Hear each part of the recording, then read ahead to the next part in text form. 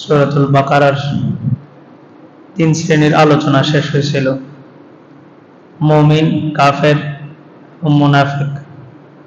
3 শ্রেণীর আলোচনা শেষ হওয়ার পরে আল্লাহ তাআলা 3 শ্রেণীকে উদ্দেশ্য করে কয়েকটা আয়াত নাজিল করছেন, যা আল্লাহ তাআলা বলতেছেন, ইয়া আইয়ুহান নাসু উবুদু রাব্বাকুমুল্লাযী খালাকাকুম ওয়াল্লাযীনা মিন ক্বাবলিকুম লাআল্লাকুম তাত্তাকুন।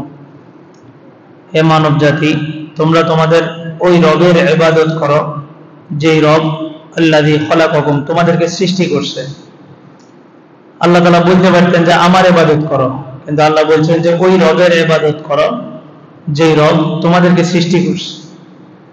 কারণ তৎকালীন আরব জাতি মক্কাবাসী মূর্তি পূজা করত, যেই মূর্তিগুলোকে তারা বানাইতো। আল্লাহ তাআলা বলতেছে তোমরা ওটাকেও রব মানো, আমাকেও রব মানো। ওদেরকেও মানার দরকার নাই, তোমরা তাকে রব মানো আল্লাযী খালাকাকুম, যে তোমাদেরকে সৃষ্টি করছে। তোমরা যাকে সৃষ্টি করছো তার ইবাদত করিও না, যিনি তোমাদেরকে সৃষ্টি করছেন তার ইবাদত করো। ওয়াল্লাযীনা মিন ক্বাবলিকুম, তো তোমাদেরকে সৃষ্টি করছে বলতে প্রশ্ন জাগতে পারে আল্লাহ তাআলা আমাদেরকে কিভাবে সৃষ্টি করছে। তো বলে যে তুমি কোথা থেকে আসছো?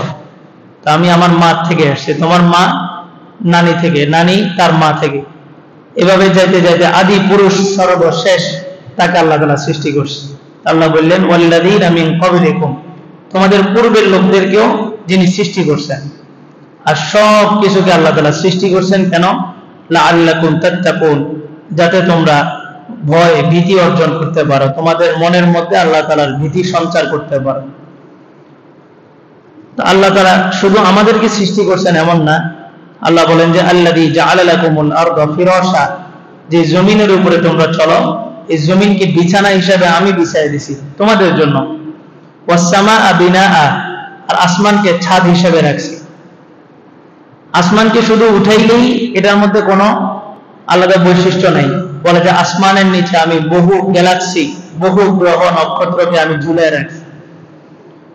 একটা পাতলা কাগজকে শূন্যে ভাসানো এটা যে কেউ পারবে, কিন্তু একটা ভারী বস্তুকে শূন্যে ভাসানো এটা কারো দ্বারা সম্ভব না। আল্লাহ বলেন যে আমি আসমানকে শুধু উঠাইছি না, আসমানের নিচে বহু গ্যালাক্সি, বহু গ্রহ নক্ষত্রকে আমি ঝুলিয়ে রাখছি। আজকে আমরা যে ফজরের নামাজে যে সূরাটা তেলাওয়াত করা হয়েছে, সূরা নূহ, নূহ আলাইহিস সালাম তার কওমকে দাওয়াত দিয়েছিলেন। ওই সূরার মধ্যেও আল্লাহ তাআলা এই আসমানকে উঠাইছেন। 7টা আসমানের কথা আল্লাহ তাআলা উল্লেখ করছেন। 7টা আসমান, 7টা জমিন।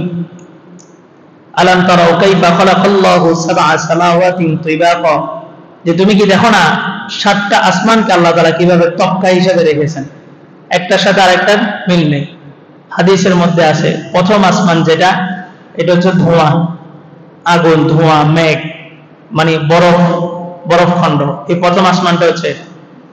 আর প্রথম আসমান থেকে পৃথিবী কেমন আল্লাহ রাসূল বলেন, একটা খোলা মাঠের মধ্যে, মাঠের মাঝখানে একটা পেঁয়াজের খোসা অথবা একটা আংটি যত ছোট নজরে আসে, প্রথম আসমান থেকে পৃথিবীতে এরকম নজরে আসে। আবার প্রথম আসমান থেকে দ্বিতীয় আসমানের দূরত্ব একই, অর্থাৎ দ্বিতীয় আসমান থেকে প্রথম আসমান একটা খোলা মাঠের মধ্যে ছোট্ট একটা আংটির মতো দৃশ্য আসে।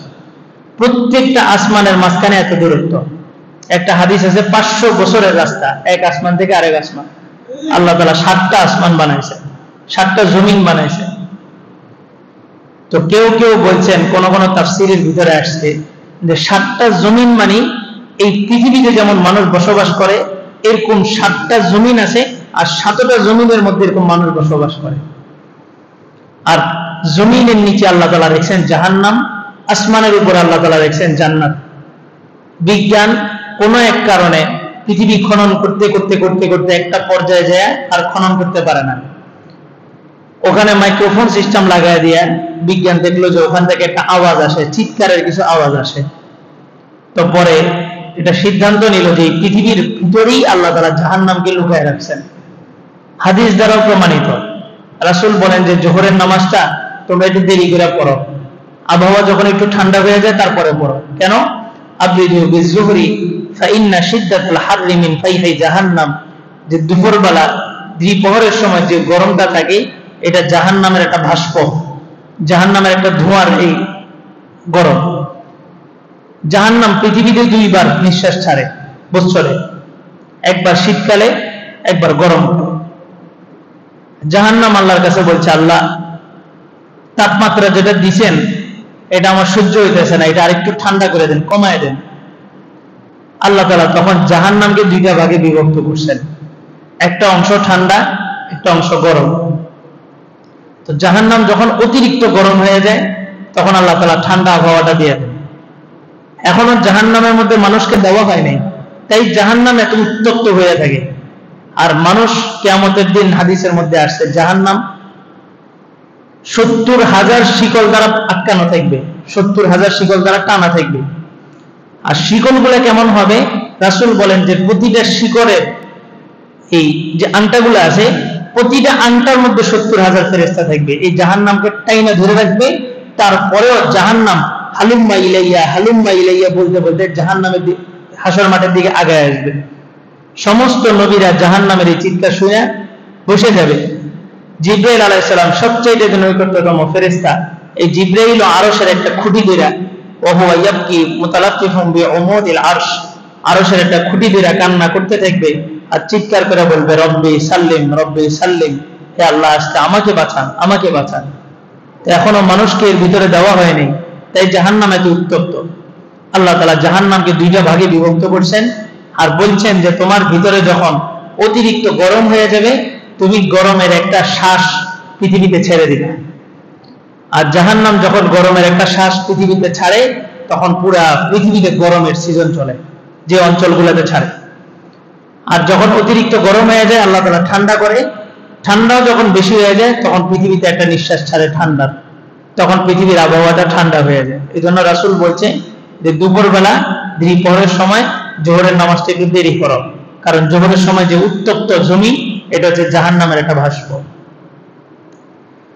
তো সূরা নূহের মধ্যে নূহ আলাইহিস সালাম বলেন যে ইউরসিলিস সামাআ আলাইকুম মিদরারা, আল্লাহ তাআলা আসমানকে অনর্থক সৃষ্টি করেন নাই, আসমান থেকে বৃষ্টি অবতীর্ণ করেন, বৃষ্টি নাজিল করেন। করলে কি হয়? এই বৃষ্টির মাধ্যমে জমিনের ভিতরে যেগুলা লুকায়িত জিনিস আছে এগুলা বের হয়। আপনি একটা দানা ফেলাইছেন, এতটুকু ছোট্ট একটা দানা, এই দানা থেকে কত বিশাল গাছ হইতেছে, আর এই গাছ বছরকে বছর ফল দিতেছে। ছোট্ট একটা দানা, এমনি দানা ফালাইলেই হবে না, আসমানের পানি লাগবে। বলে যে নদীর পানি দিলেও হয়, তো নদীর পানিটা ওই আসমান থেকেই আসে, আল্লাহ আসমান থেকে পানি ফেলান। আধুনিক বিজ্ঞান যত কিছু আবিষ্কার করছে, এই টাইলস বলেন, এই এসএস, তারপরে এসি, ফ্যান, লাইট, যা বলেন, সব কিছুর মূল উপাদান হচ্ছে ওই মাটি। মাটির থেকে কোনো না কোনো জিনিস নিয়ে তারপরে সে এটা আবিষ্কার করছে। এগুলা পার্টস গুলাকে জোড়া লাগাইছে, এই কাঠ, এটার মধ্যে পেরেক দিয়ে এটা জোড়া লাগাইছে। কিন্তু এই কাঠটা কোথা থেকে আসছে? ওই মাটি থেকে, ওই মাটি, ওই বৃষ্টির পানি থেকে এই কাঠটা তৈরি হয়েছে। যেটাই বলেন, এই পৃষ্ঠা, এই কাগজ, এগুলো সে যে উপাদানগুলা দিয়ে তৈরি করছে, মূল উপাদানটা মাটি থেকে আসছে। হাসান বসরি রহমাতুল্লাহ আলাইকে এক লোক আসলো, আয়েশা জিজ্ঞেস করলো, আচ্ছা আমাদের তো বৃষ্টি হইতেছে না, কি করার? হাসান বসরি রহমাতুল্লাহ আলাই বললেন, যাও ইস্তেগফার পাঠ করো। কিছুক্ষণ পরে আরেক লোক আসলো, এসে বলল যে হযরত আমাদের একটা নদী আছে, নদীতে কোনো পানি নেই, কি করার? তো বললেন যে যাও ইস্তেগফার করো। আরেকজন আসছে কিছুক্ষণ পরে, আয়েশা বলে যে হযরত আমার সন্তান হয় না, তো বলে যে তুমি ইস্তেগফার করো। আরেকজন আসছে, বলে যে আমার একটা বাগান আছে, বাগানের মধ্যে কোনো ফল ধরতেছে না, গাছ আছে কোনো ফল ধরতেছে না, তো বললেন যে যাও তুমি ইস্তেগফার করো। ওনার খাদেম ওনার পাশেই বসা, 5 জন লোক 5টা কথা বলার পরে উনি যখন সমাধান দিয়েছেন একটা, তো খাদেম বললেন যে হুজুর 5 জনে 5 রকমের সমস্যা নিয়ে আসলো, কিন্তু আপনার সমস্যার সমাধান দিলেন একটা। তো বলে যে আল্লাহ তাআলা নিজেই কোরআন শরীফের মধ্যে বলছেন, ফাকুল তুস্তাগফিরু রাব্বাকুম ইন্নাহু কানা গফফারা, তোমরা আল্লাহর কাছে মাফ চাও, আল্লাহর কাছে নিজেদের গুনাহের ইস্তেগফার করো, তো আল্লাহ তাআলা তোমাদের গুনাহগুলোকে ক্ষমা করবেন এবং পাশাপাশি তোমাদেরকে 5টা পুরস্কার দিবেন। 1 নাম্বার, ইউরসিলিস সামাআ আলাইকুম মিদরারা, আসমান থেকে ধারাবাহিকভাবে আল্লাহ তাআলা পানি বর্ষণ করবেন। ওয়া ইউমদিদকুম বিআমওয়াল, তোমাদের সম্পদের মধ্যে বরকত দিবেন।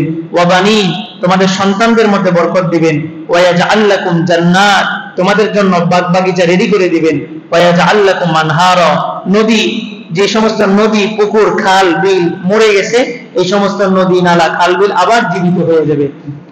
এই 5টা পুরস্কার কেন? মূল কি? আমাদের গুনাহ। বৃষ্টি হয় না কেন? আমাদের গুনাহ। রোদ তাপ বেশি কেন? আমাদের গুনাহ। নদীতে পানি নেই কেন? আমাদের গুনাহ। তো সব কিছুর সমাধান কি? একটাই, ইস্তেগফারের আমল বাড়ায় দিতে হবে। সন্তান কথা শুনে না, ইস্তেগফারের আমল বাড়ায় দিতে হবে।